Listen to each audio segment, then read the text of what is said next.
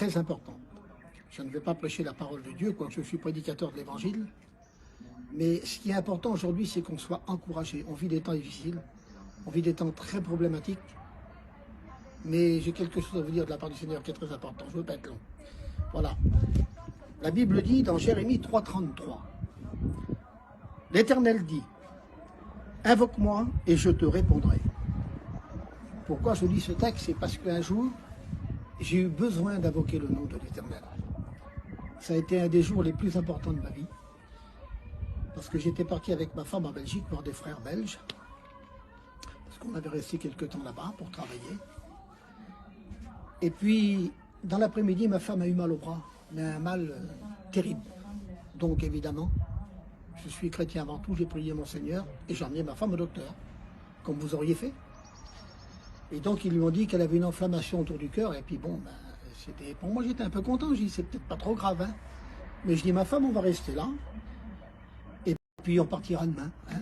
J'étais avec mes enfants et ma femme. Et donc, dans cet hôtel-là, je priais le Seigneur pour que ma femme, parce qu'elle avait très très mal, pour pas qu'elle aille mal, et donc je priais le Seigneur, mais ça n'allait pas, dormait pas, rien. Et vers 6 h du matin, elle s'est endormie. Alors j'ai remercié le Seigneur, j'étais content. J'ai dit Seigneur, merci, ma femme va se reposer, et demain on partira chez nous. C'est comme quoi parfois, des fois, on est surpris. Et là, à ce moment-là, à 6 h du matin pile, elle s'est réveillée. Elle avait les yeux retournés à l'envers, et elle râlait. Elle était complètement transformée, le corps, la tête et tout. Et là, à ce moment-là, quand je l'ai vue comme ça, j'ai vu que c'était grave. Je l'ai pris, je l'ai tiré par terre et puis j'ai fait des massages cardiaques. Et mes petits, ils criaient au secours. Par le carreau de l'hôtel, on est au 3e étage. Et ils criaient, personne venait à ce temps-là. Il n'y avait personne dans l'hôtel. Il y avait le adjoint, mais il n'était pas là, le directeur. Et puis moi je priais, je voyais que c'était grave. J'ai fait des massages cardiaques, je ne savais pas les faire, j'en ai cassé les côtes, vous vous rendez compte. Donc je l'ai massé, et puis là il est monté le monsieur de l'hôtel. Et à ce moment-là, quand il est monté, il savait faire les massages cardiaques, mais lui entre-temps il téléphone aux pompiers.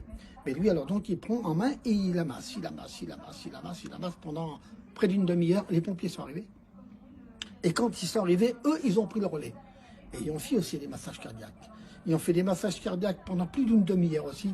Plein de monde, il y avait là, ils l'avaient branché de tous les côtés. Rien n'allait. Mes petites étaient dans la salle de bain à côté, et puis ils priaient, ils étaient en pleurs, ils criaient au secours. Ils comprenaient, leur mère était par terre, complètement plus de vie.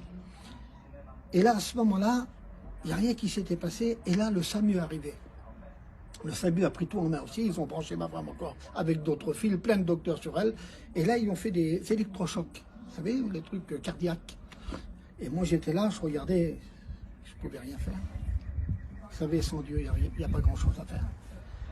Mais je priais le Seigneur, parce que je suis prédicateur de l'Évangile, je suis chrétien, je crois, j'ai la foi.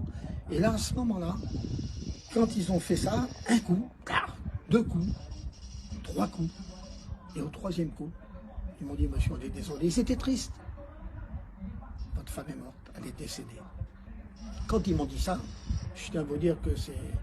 On ne sait plus où on est, hein. Il n'y a pas de problème, on ne sait plus où on est.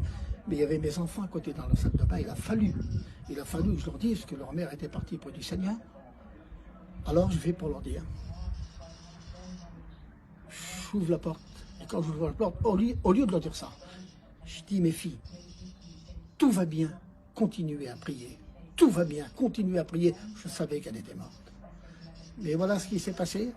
C'est quand je suis sorti de la pièce, il y avait un sac noir en plastique pour foutre ma femme dedans. Les pompiers, tout le monde était emmêlé là-dedans. Et il y a 2 anges qui sont venus dans la pièce. 2 hommes qui étaient en blanc, beige, grège comme ça, en costume. J'ai jamais vu des si bels hommes de ma vie. Pas de barbe, tout bien rasé. Et il y en a un qui me fait ça, il dit, nous sommes serviteurs de Dieu. Est-ce que tu veux qu'on prie pour ta femme? Et dans mon cœur, le Seigneur me parlait, il me dit, quand un enfant de Dieu s'endort, j'envoie 2 anges chercher leur âme et le monter au ciel. Mais là, le Seigneur a changé le mal en bien. Il dit, est-ce que tu veux que je prie pour ta femme? J'ai dit, oui, je veux que tu pries pour ma femme. Je suis serviteur de Dieu, je suis chrétien. J'étais fier de le dire, mais je ne savais pas ce qui allait se passer. Et là, à ce moment-là, il s'est mis à genoux, il a dit, c'est dans le calme et la confiance que sera notre force. Il dit alors, c'est à travers les meurtrissures du Seigneur, à travers la croix, que nous sommes bénis et sauvés, alléluia, et guéris, alléluia. Et ma femme, à l'instant même, son cœur a reparti. C'est pour vous dire qu'il n'y a rien d'impossible à Dieu. Dieu est capable de débloquer toute situation.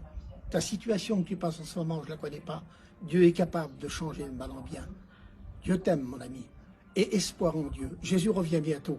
Celui qui n'a pas fait la paix avec le Seigneur, qui donne son cœur à Dieu, dans la simplicité. Alléluia, que Dieu vous bénisse. Alors j'ai invoqué le nom de l'Éternel et il m'a répondu favorablement. Que Dieu vous bénisse. Amen.